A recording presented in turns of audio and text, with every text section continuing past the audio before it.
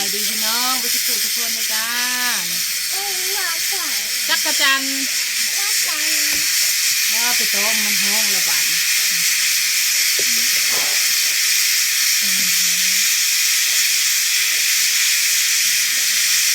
งานไปติดเลยพี่น้องเป็นนกน้ำเรียงค่ะ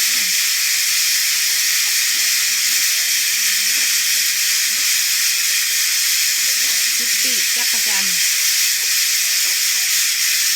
คนติดลายเลยนะมันมีคนขายได้จักรจันทร์นะตลาดเขาเนี่ยมันมีคนขายมันได้ยินเขาว่าจักรจันทร์แต่ตะแคกมาจะขายเพียงตลาดนัดเขาทำอะไรกันเนี่ยจะทำเลยเขาบุ้งนี่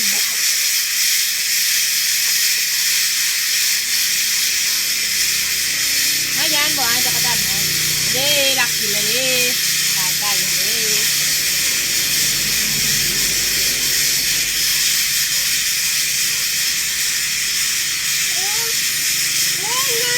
จักรจันทร์ย่านได้ถึงเนาะย่านจักรจันทร์จะทำเขา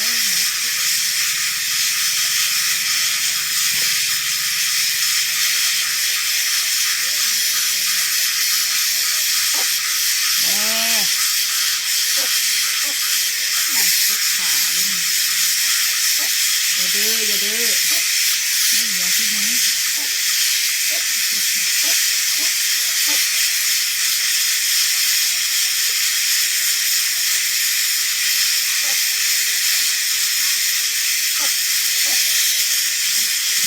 ไม่ได้กันหากับไผ่กันดังไผ่มอดแล้วจะจับไผ่ดังไผ่มอดแล้วดังไผ่แค่นั้นเดียวดังเนี่ยไผ่กันไปใช้เลี้ยงเราไปแน่นอนแหละดูสูบยาสูบมัน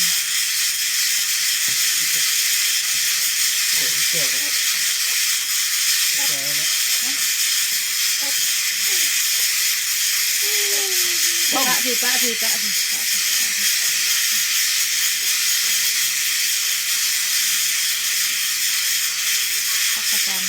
ันทร์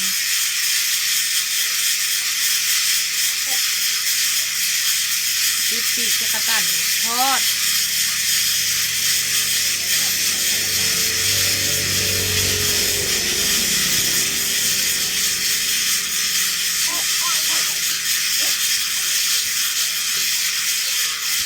ยักษ์โตชาวพัน50 โต50 โตบุญลูกสาวมันเคยชอบเพื่อน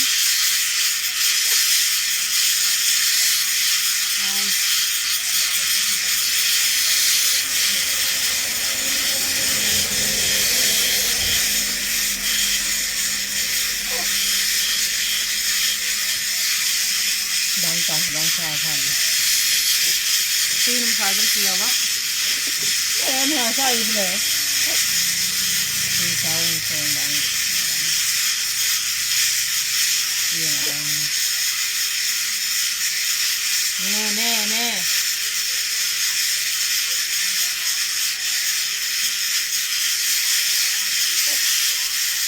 ดื่มกันได้แล้วคน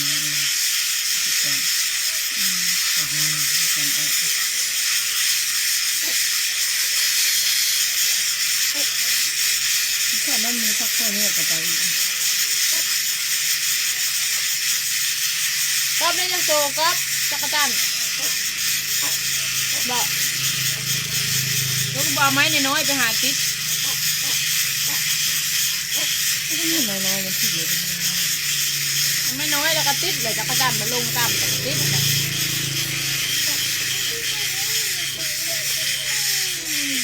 ถ้าประกันไปติดเด้เนาะกันพวกมันมาก่อนติดพวกพักเรียกก่อนไปหาเลาะติดก่อนใส่ก้อนผมเมื่อแล้วผมมันติดเรียกแล้วตีนมาให้มาแล้วพอ3 มื้อให้มา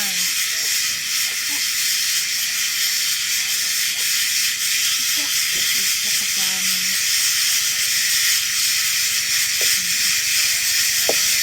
ทอดหรือว่าเล็กน้อยๆเดี๋ยวว่าจะเสิร์ฟละ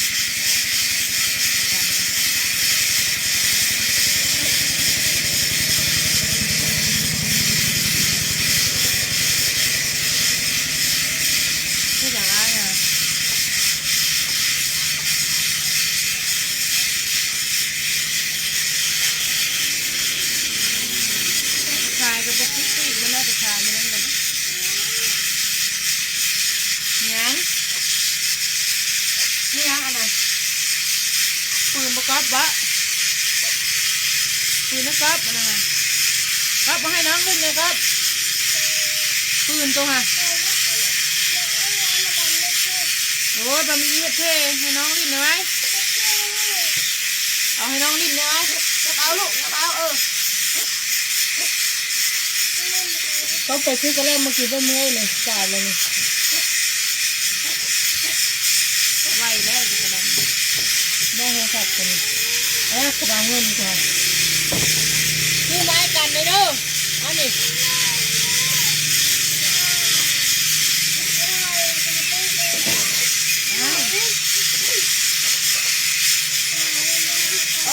ือเอาให้มันเดียวพอเอาให้น้องนะแบบนี้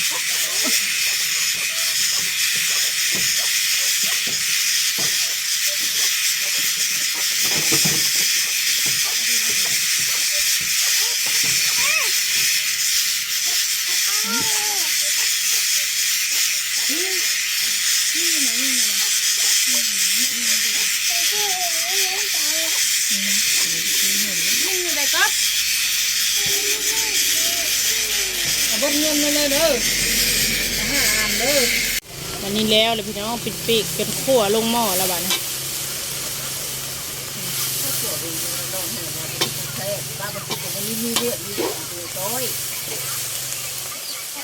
ขั่วแห้งมันเหนียวมันเทะขั่วแห้งก็ยังปอกได้กินไปแช่ผมเบิดโอ้คือแล้วลุกไปเยอะบ้างเลยขั่วให้เรียงมาเมื่อเลยนี่แซ่บเลยน้องเทศปฏิปีนปีนี้น้องเอ้ยซุกแล้วนี่กินกระเบ้าดักกินแลกขายกุ้งมีบ่เอามือกับมา เอาแล้วคันมีค่ะเอา10,000เอาลายรถชาว ลายเทบ่ราคาวันได้45ที่เป็นถ้วยบ่จะให้เป็นถ้วยบ่ขายค่ะเอามาเบิ่งกันแล้วเอากะกันได้ลายแล้วเอามาเบิ่งแล้วซื้อยกเลยนะเอามาเบิ่งกันแล้วได้ลายได้น้อยเขาเอาพอเอาได้เขาเอาจะไปซ่อนบ่ซ่อนแล้วมาแวะเฮาเด้อมื้อเด้อสิเอานำนี่แหละเอา5,000ก่อนเก็บชีบ่อ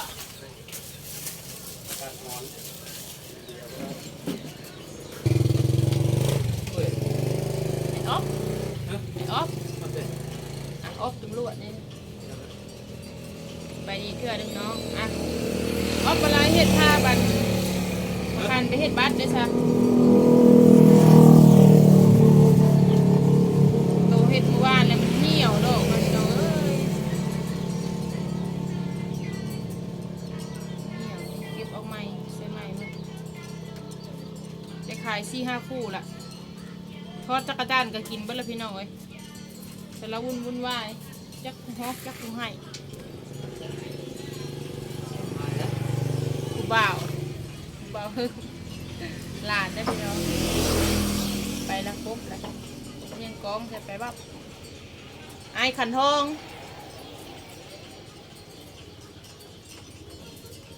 ขวดจักรจันทร์ก็กินเบิ้ลพี่น้องเอ้ยถ่ายตอนกินมันสารวนวุ่นวาย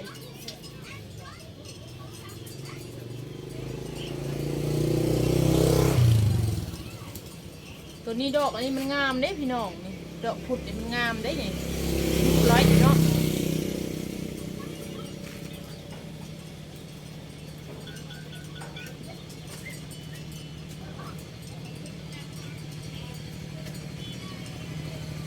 ไปขายที่จะคู่แล้ววะ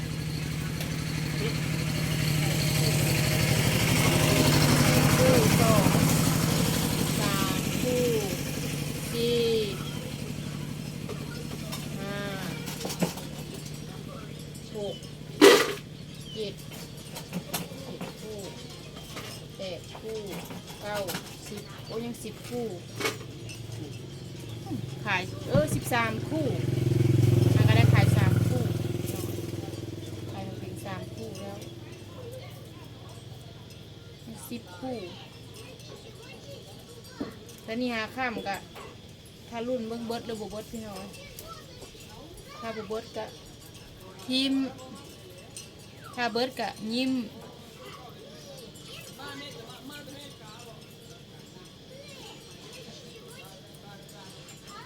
ไปพี่น้องเอ้ย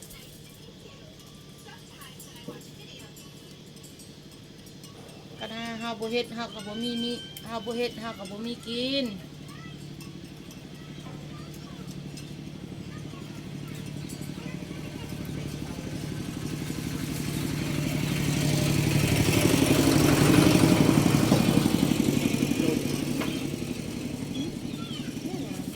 น้ำก็สิเบิดแล้วไปมาสุกคลิปนี้ก็ลาไปก่อนนะพี่น้องฝากกดไลค์กดแชร์กดติดตามสาวต้อยคนเดิมคลิปนี้กลับสบายดีพอคลิปหน้าเด้อจ้าบ๊ายบาย ไปซื้อเบียร์ไปกิน